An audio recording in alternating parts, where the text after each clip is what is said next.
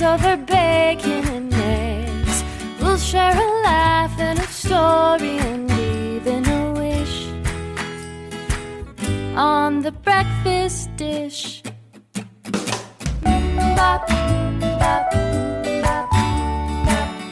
bop, bop. Good morning, everybody, and welcome to the 27th episode of The Breakfast Dish. And I'll stop saying this soon, but the second episode of Season 2. 2. And we have a special treat for you today. Karen is going to do the new intro to the podcast that we've talked about. And go ahead, Karen. Yes, I am. Good morning, everyone, and welcome to The Breakfast Dish. I'm your host, Karen Johnson-Diamond, and sometimes I let my son, Griffin Cork, join into the conversation, but mostly when I ask him and no other time. This is a podcast that we record in our homes during COVID time to celebrate any art that is happening online or physically distanced or in your own imagination.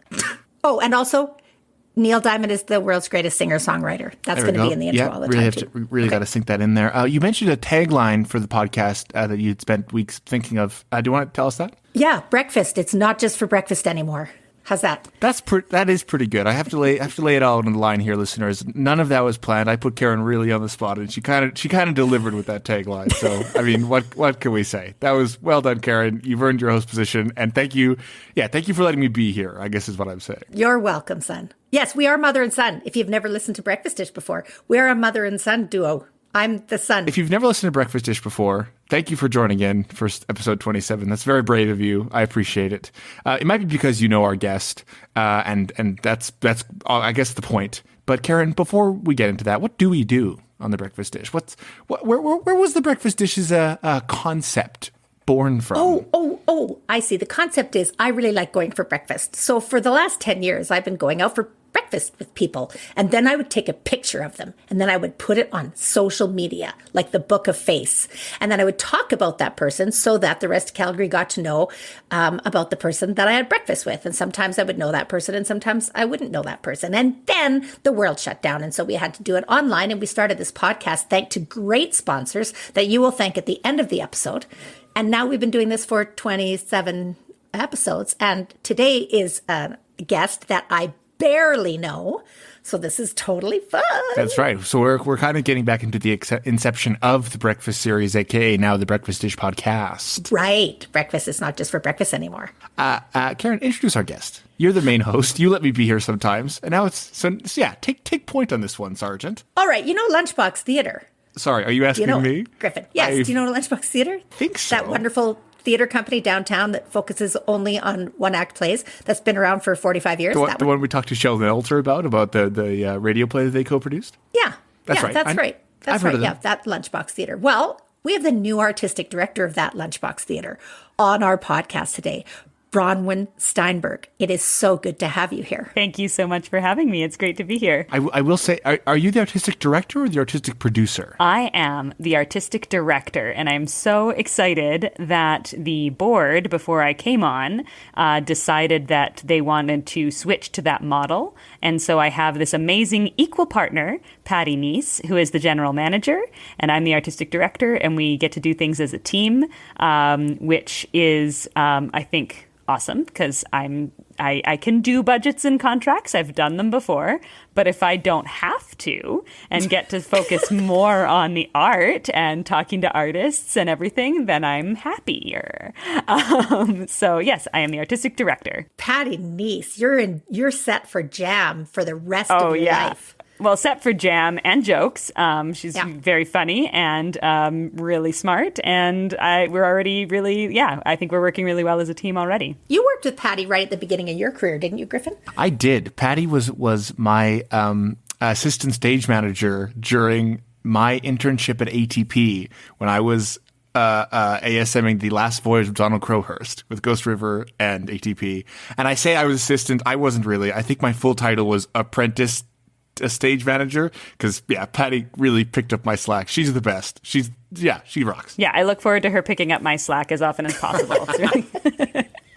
Hey, puppy. So I should probably share that there's another guest here, which is my small dog, Horatio, who is currently scratching on what I think is the closet door. I'm not actually sure because I'm in my nephew's room, and I don't know if that's a bathroom or a closet. I didn't try opening it, but he's scratching on that door, and I don't know why. Come here, puppy. Come here. Come here, Horatio. He's found something. Anyway, I am now, for the listeners who can't see, and actually you guys can't see this because it's below our Zoom screen, is I'm holding his special chewy stick. So he's much happier to chew on it when I hold it because that's interactive. He's a valued guest. I want somebody to hold my food while I eat it. Like, I don't want to have to use my hands. Right? If someone just holds it for me, it's way more fun. Yeah, and actually, Karen, Dad texted me, and he's not a big fan of when you scratch the bathroom door. So if you could stop doing that, the paint is actually really expensive. Bronwyn, we've brought you on to chat about the Stage One Festival at Lunchbox Theatre. Oh, I'm so excited to chat about that. I'm very excited about Stage One. And obviously, as you recently joined the company, this is your first iteration of Stage One. Correct. And I think it's the 33rd Stage One overall. And we're calling this one specifically 2020 Stage One Redux. Because what we're doing right now is we're doing workshops of plays that were submitted in our 2020 call for submissions. And then we're also putting out a call for submissions, which I think went live today, for our 2021 Stage One. So this year we're doing twice as much Stage One, which is really exciting because it was such a shame that we had to cancel it last year. And since we can't be on stage with regular productions, why not spend twice as much time developing regular productions, or developing shows that will eventually be regular productions at least.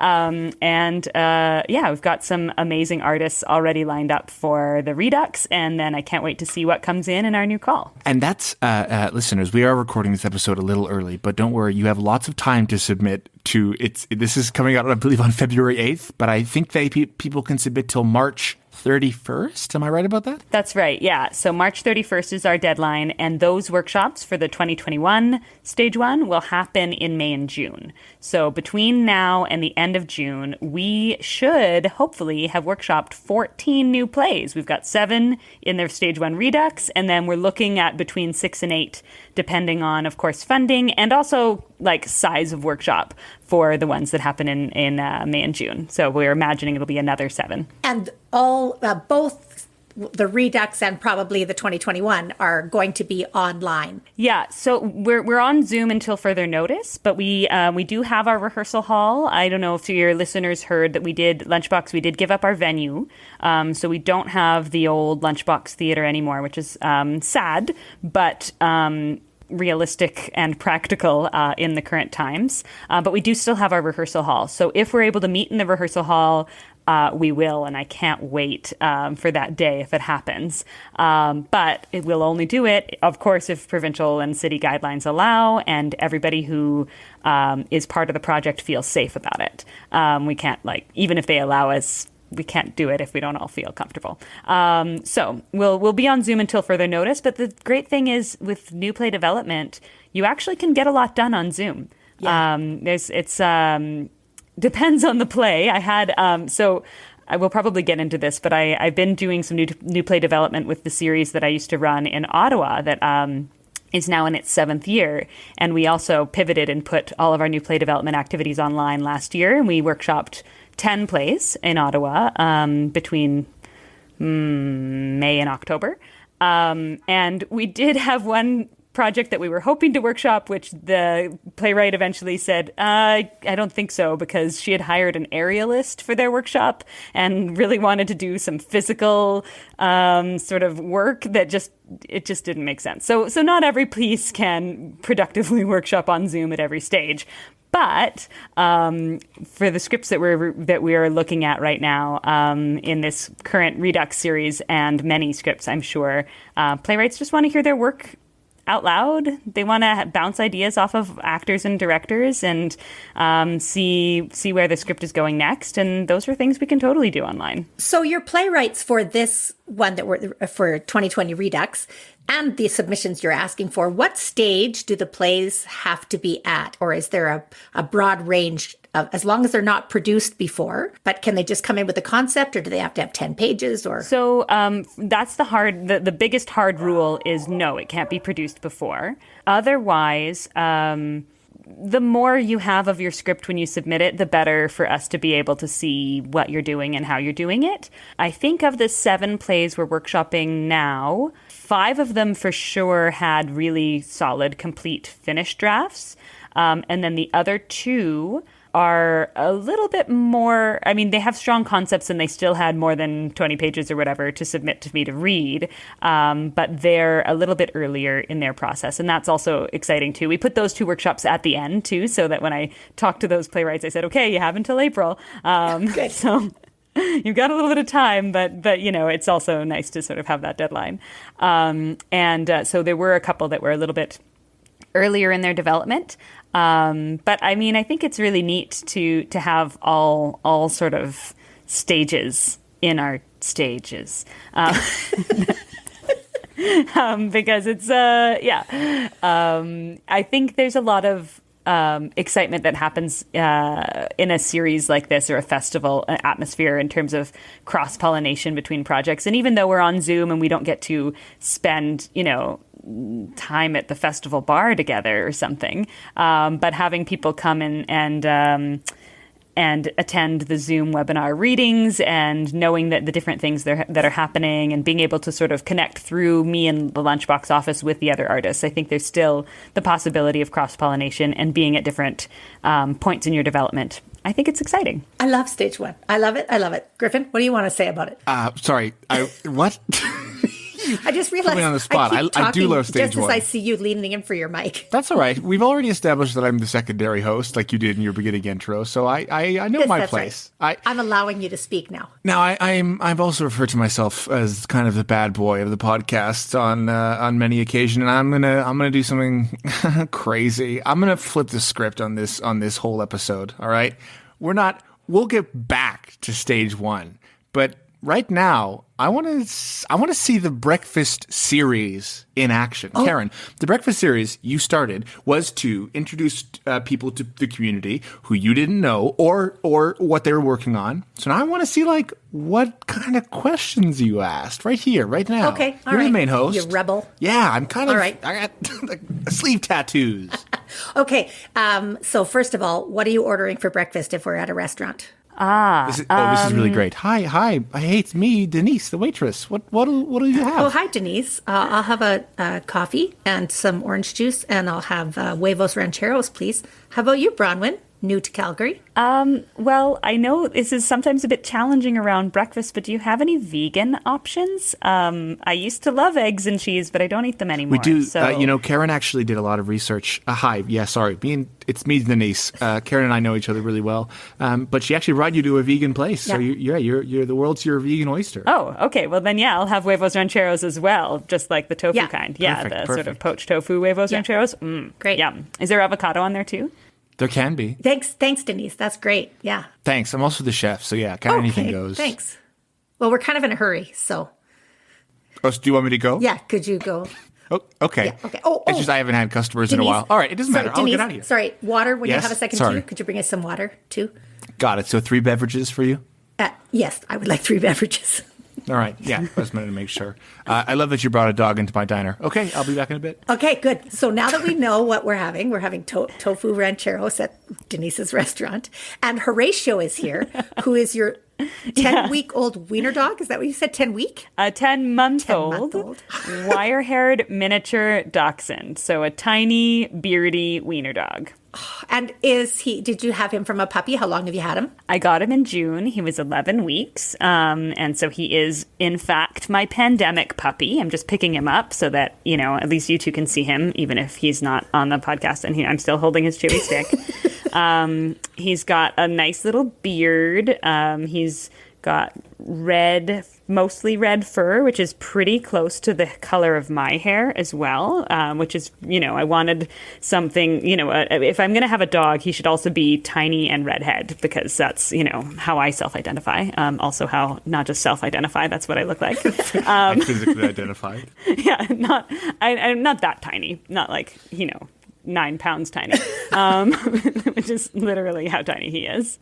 But, it's nice to look like your dog. So I figured, the wire hair kind of matches my curly hair. And you can be in like some BuzzFeed clickbait now. 10 people who look like their dogs. Exactly. But I don't have a beard, unfortunately. But if I had a beard, I think it would look like his. Wait till you're 54, you'll grow one. Hi, sorry guys, it's me, Denise. Hi, Denise. Here are your beverages. Thank you.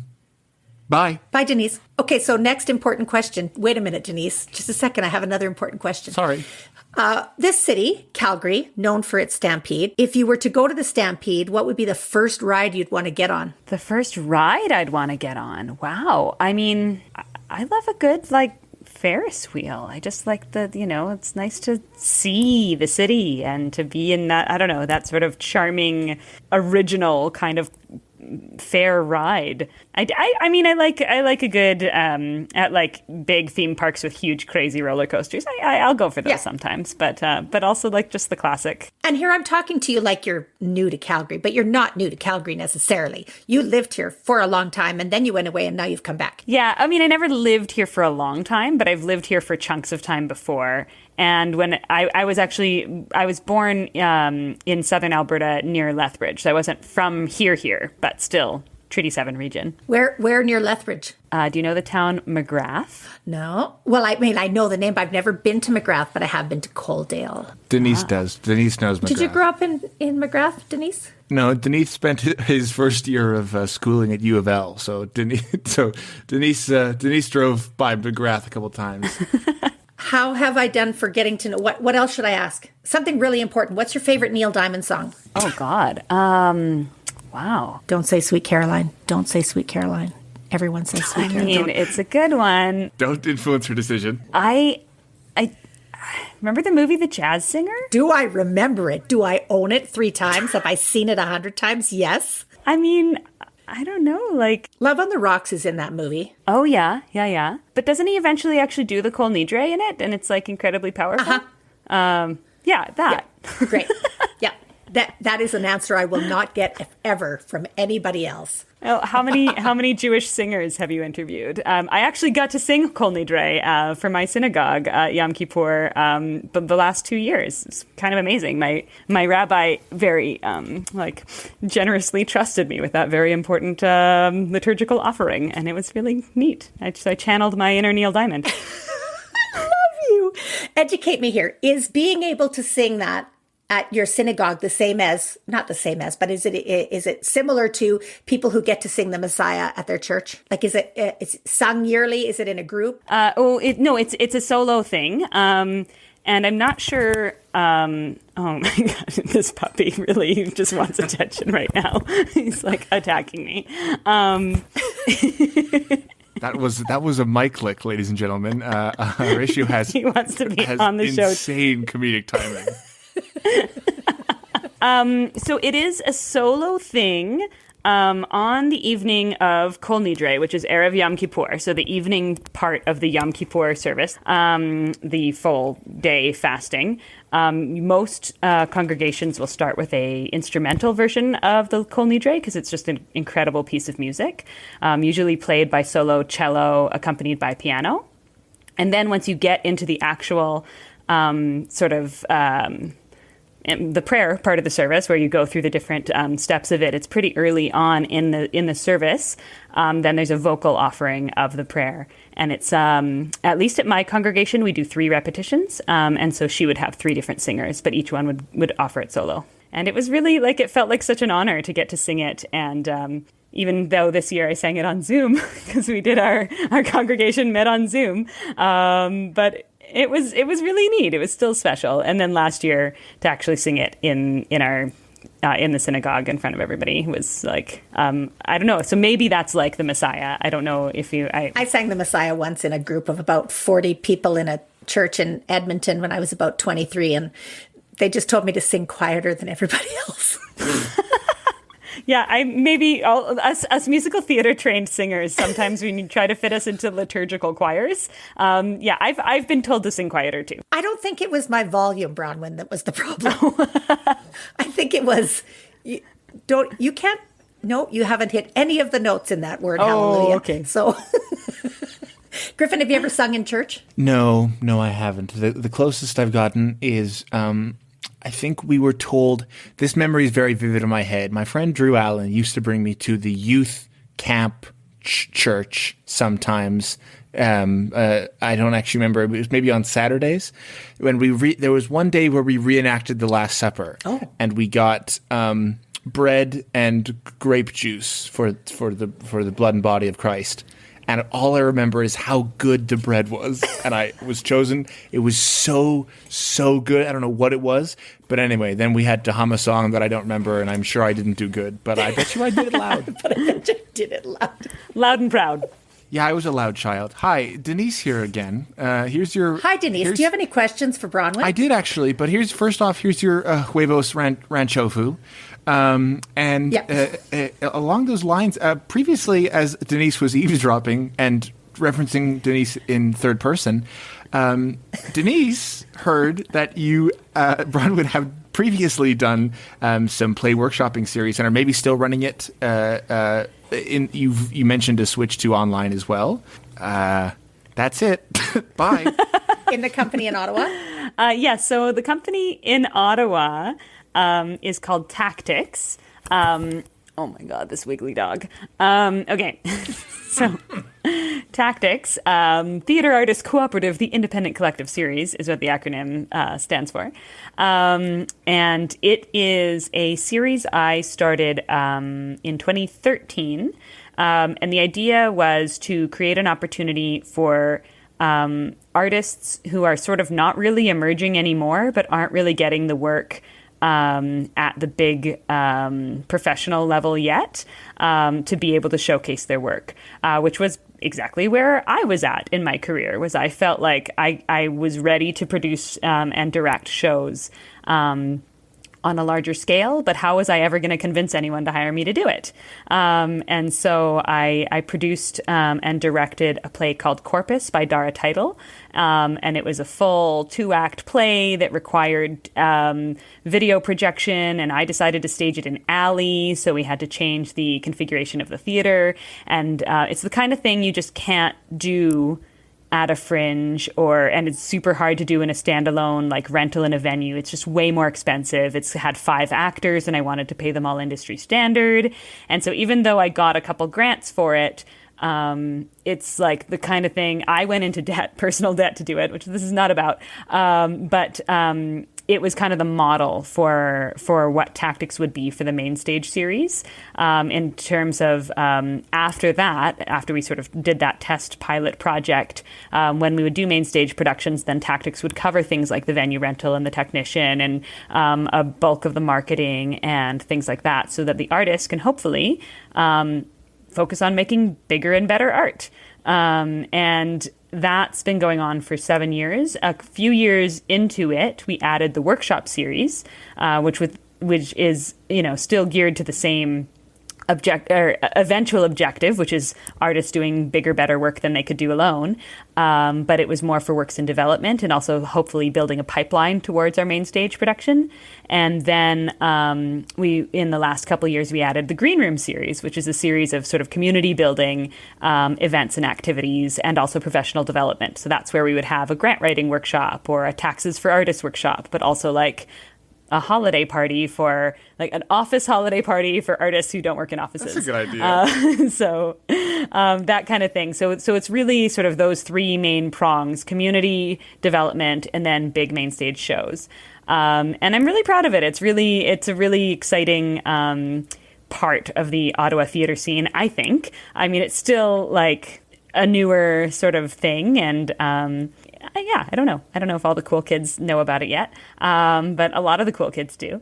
And they will now. And now I'm not running it anymore. I have passed it on to new leadership, which I'm so excited about. So 2 of the members of my sort of steering committee, Rebecca Benson and Ludmilla Reis, are amazing, talented artists in their own right. And they have now taken it over as co-artistic producers. And within the last year, we transitioned from a sort of steering committee model to an incorporated organization with a board. And so to help with organizational continuity and just so that they didn't feel like I was totally abandoning them, I'm now on the board, but they're in charge artistically, and I'm just there to sort of help occasionally I'll like look over the grant, or they can always call on me with questions about how we've done things in the past. But I'm really excited to see how they do things in the future. Like what happens next? It was always a platform for artists to sort of move to their next step. And it did that for me as an individual. It gave me the kind of experience that prepared me to take on the work at Lunchbox, which I wouldn't have necessarily been able to do as just an indie artist producing individual projects or even getting hired at larger theaters. But having built that thing, I kind of know. I mean, there's still a lot to learn, but I kind of know how to run a company now. And I'm excited for them to have that chance as emerging arts leaders, and also to see what happens next for the community with the work that gets created there. That mandate in serving people who no longer are classified as emerging, but are still like working their way towards the industry is I think is a very like noble niche to kind of pursue, because that is like a very tough position to be in. Yeah, I mean, maybe it's noble. It was totally self-serving for me at that point, too, though, because that's where I was at. That can be both. Yeah. But I think it's a really, I also think it's part of why Lunchbox was so exciting for me when I applied for it. And what I'm hearing as I talk to artists in the community, which I've had the great pleasure of talking to, I think I've now spoken to about 75 artists here. Wow. And I've got maybe almost that many more one-on-one Zoom calls still lined up over the next couple weeks. And it's been really great to talk to people. I actually genuinely do love getting to know people, and Calgary, Mohkinstsis is filled with awesome people. So I'm having a great time doing that.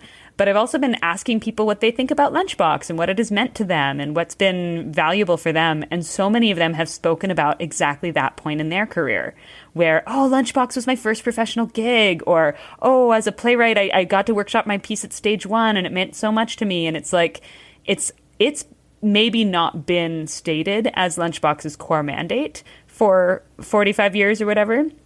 But it's been a huge part of what Lunchbox has contributed to the community, is serving artists at all stages, but particularly being a place where those artists transitioning from emerging into the bulk of their career do feel welcome and do get to practice their craft and get onto a larger stage.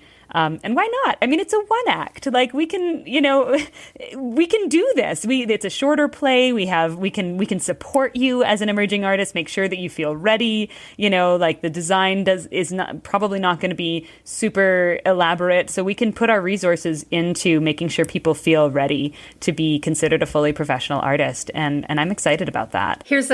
Here's another thing that Lunchbox has contributed to the community. I first laid eyes on my husband Griffin's father at Lunchbox Theatre. What? No way. So Griffin exists because of Lunchbox. Yes, because it was before I met him. I didn't know any of this. I saw him in a play called, I think, Undressing the Nation, back at the old space in Bow Valley Square. And I think Barb Gates Wilson was in that show with him.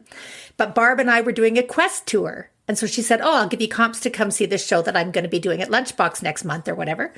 So I went to see it and he was in it. And it wasn't until 4 years later that we actually met, but I first laid eyes on Griffin Cork on the Lunchbox stage. You didn't tell me that. And then I worked there, and then you worked there, and then your kid will work there, and so on and so on and so on. My kid will do what they please. Maybe they want to be an engineer.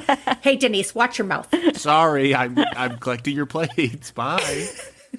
I want to go back to something you said, Bronwyn, is that the plays that you're workshopping now in Stage One can be geared maybe to be produced later. It's not a guarantee, or it might not be next season. It could be seasons down the road that it eventually reaches a point where it could get to your main stage. Yeah, I mean, so it's kind of funny. Again, it's a parallel between Tactics and Lunchbox, because the Stage One Festival and the Tactics Workshop Series are both kind of investing in the kind of work that we hope will be on the stage later.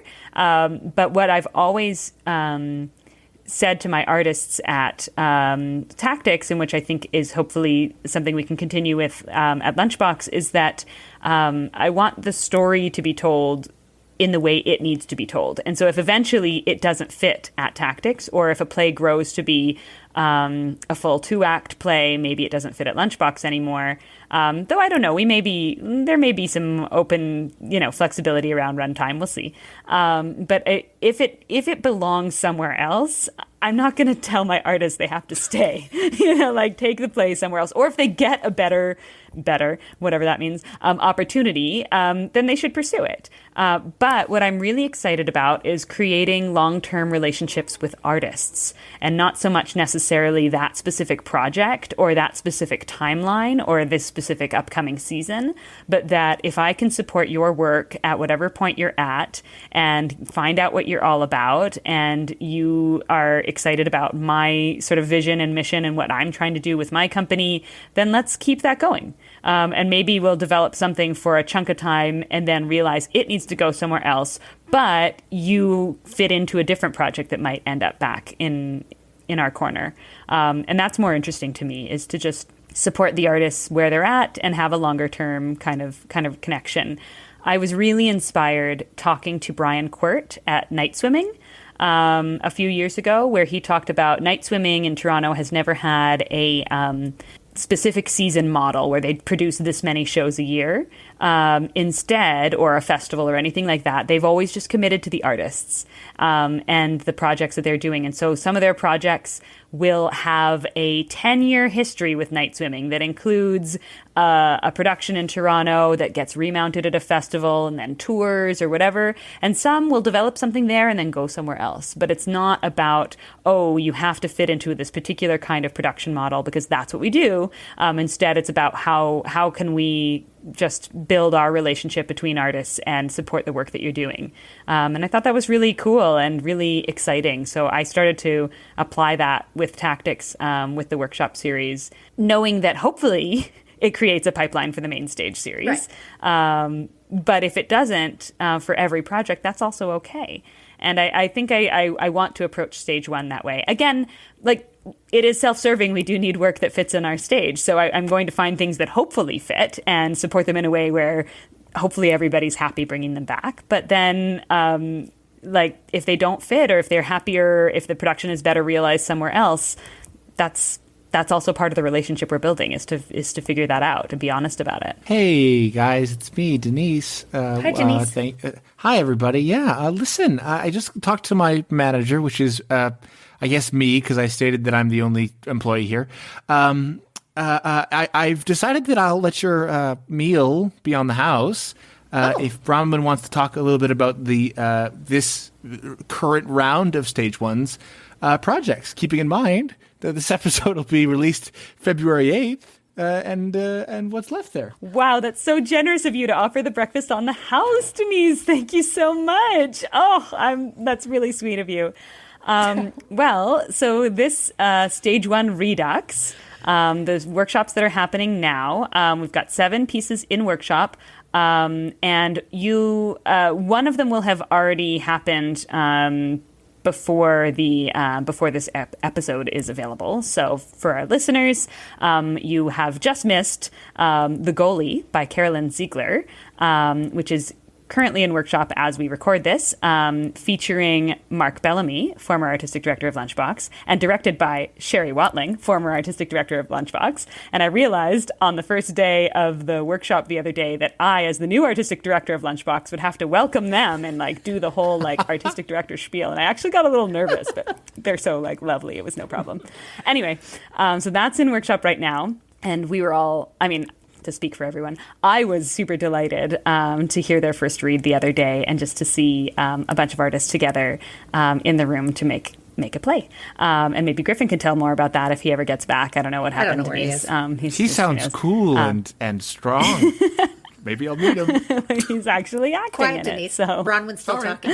Anyway. The other pieces, so we have a play called Shark Bite by Meredith Taylor Perry, which will have its public reading on February 20th. And that's going to be directed by Chantel Hahn, just confirmed, which I'm very excited about. And then we have a play called Scope by Jean-Michel Cliche, who is actually from New Brunswick, so not so close to Alberta, but hey, we're on Zoom, no problem. And it's a really neat piece piece that's includes an artificial intelligence character observing humanity, like doing these different scenes, and it's really neat. We have a Christmas musical, which I know everybody gets excited about, called Home for the Holidays, by Alexandra Cowman and Kaylee Reggett. And I think their workshop is going to be March 20th, if I'm getting all the dates right. And then Calling Out Christmas, another Christmas show, but this one's a play and a comedy by Grant Tilley on April 3rd. And then Love is Magic by David Van Bell. And this is one of the pieces that was earlier in its development when he submitted it. But he submitted it a year ago, so he has made more progress on it since then. And it's a married couple that are magicians. And so the show, it happens at a magic show. So for the audience experience, when we actually get to a production of this show, wherever it happens, they will be doing a magic show, but also a play where like they're dealing with their own relationship issues and their kids are, screaming off stage or whatever's happening. So it's got real magic tricks in it as well as being a play. And then Lazy Susan by Cole Shaky of Inside Out Theatre. This is a piece he's creating that's also a bit earlier in its development, but he was describing it to me that and I did read the text as well, but what was exciting was hearing him talk about it and finding out that the idea for it happened when he was talking to Ashley, his artistic associate who's blind, about touch tours that are available for certain shows. And he was thinking, well, what if you created a piece that actually built in the touch aspect as part of the performance? So who knows when this play will go on stage, because it is so not COVID safe to have the whole audience, everybody just touching stuff. But the idea is that it'll be staged basically like the stage is a Lazy Susan, with objects being sort of passed around or like rotating around the stage as the characters are a mother and daughter, and they're telling their own sort of interweaving stories, like a play, but also this touch experience, which is really exciting. Wow. Cole Chakey's a genius. I should have given more information about the other earlier plays. I'm sorry about Sharkbite and Scope. And that's a lot of info for you to Calling get Out Christmas. For sure. But yeah, anyway. So these are very exciting pieces. I was really delighted to discover them in the stack of scripts that was waiting for me when I arrived. But I'm also really excited to see what happens in our new call for submissions and what stories people want to tell now. Because it's a pretty different world than it was when these were due on March 1st of 2020. My secret hope is, and I don't know, Griffin, you can cut this part out if you want, but my secret hope is you don't get 7 COVID plays submitted to you for the 2021 version. Well, I'm hoping I get more than 7 plays. Right. And that, if I'm going to choose them from them, that I don't have to choose 7 COVID plays. Right, exactly. I don't know. I wonder if people are writing things about like being stranded on an asteroid or like other kinds of isolation where it's not like obviously COVID, but. Well, there's that one movie that I think is called Songbird, that it's about a disease that's like, it was released in like June or July. That's about a disease spreading around and there's quarantine and the government's using the quarantine to kidnap people from their houses. And I'm just went, oh, that's pretty tone deaf. Oh my God. Did they make it during COVID or was it already made and it just happened to be resolved? I truly don't know, but I cannot imagine a film distributor going, oh, this is a perfect time to release this. Yeah, this is the question, is what kind of pieces do we want to hear now? Do we want to reflect back this experience because we need to, it's cathartic, or is it like, no, please, let's talk about something else? I think there's going to be a time for the catharsis of seeing it. I personally, I don't know. I could go a year without watching plays about what I'm living in. Well, I mean, they're not they're truly not on the same scale, right? But there are shows about the 2 world wars, right? Like there's a lot of war stories, and there's other stories about like large, world scale events.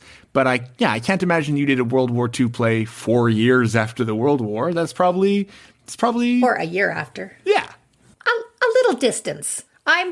I'm wondering if I would be able to go see a COVID play. I think I need a little distance. However, that's just me talking, and what do I know? Denise, what would you do? You as a non-theater person, Denise. I just said, listen, just because I'm not sitting at the table doesn't mean that you don't have to listen to my opinions. Yeah, but would you go see a COVID play right now, Denise? Mm-hmm. If you had free tickets? Oh, I can't. I'm the only employee here. But I will say, and I don't do this often because you are my only customers, but you are running out of time at this restaurant. So I've brought you your receipt. And before I give it to you, I have to read from the back of it. Someone penned a little note that says, thank you to the Calgary Arts Development Authority, the Rosé Foundation, and the Calgary Foundation. The intro music you just heard and the outro music you're about to hear is by Alexander Cowman, co-producer of that awesome Christmas musical. Not producer, creator. Oh my God. Composer, thank you. And the all graphic design has been done by Morgan Ermter. Now, Karen, I know we like to end our episodes with a breakfast-themed question. You've done a lot of breakfast questions, but can you get one more out as an professional improviser? Here we go, 3, 2, 1. Who's paying for this breakfast, Bronwyn, you or me?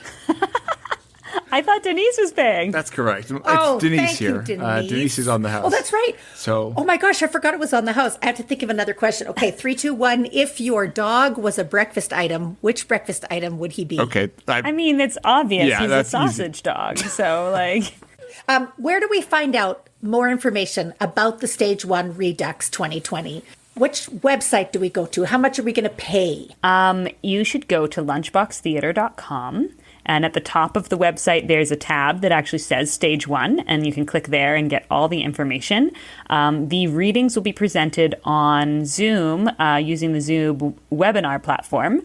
So the audience won't be sort of on the spot. You'll just get to watch and feel like you're part of it, but not be, you will be part of it, but you won't be popping up on screen by accident if you forget to, manage your camera. Anyway, but they're free. The readings are free on Zoom Webinar. And if you would like to make sure you're up to date about that, then subscribe to Lunchbox Theatre's e-newsletter.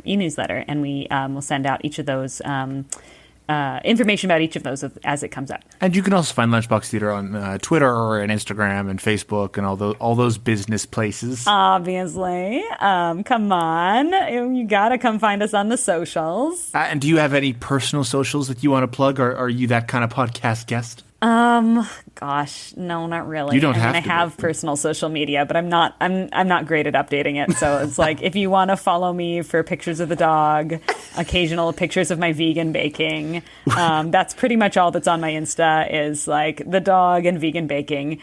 Facebook is more like just keeping track of friends, I think, for me, and then occasionally posting some political stuff.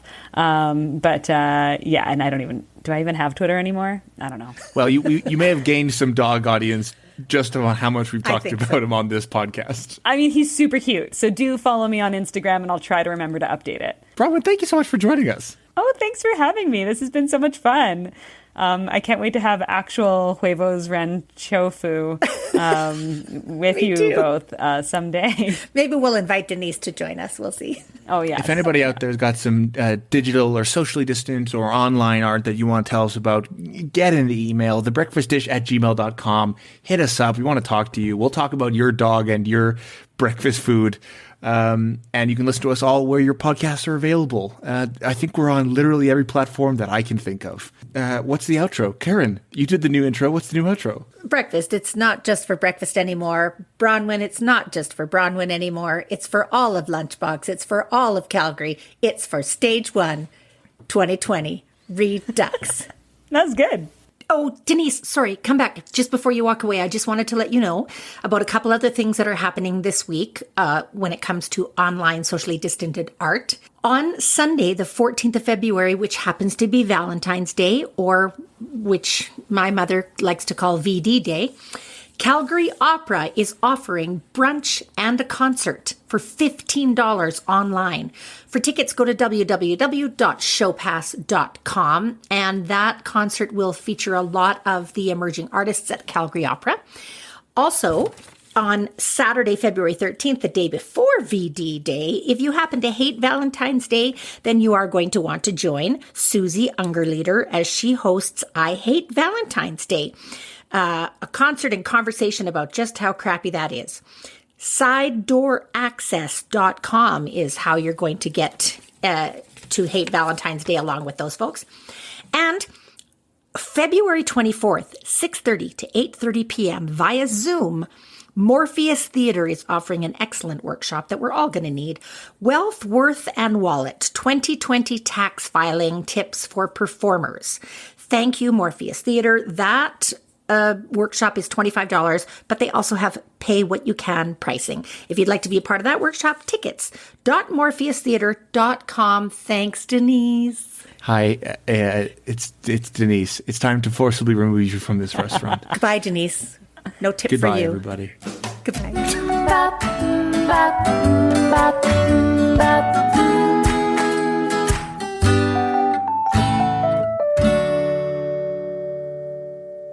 This has been The Breakfast Dish.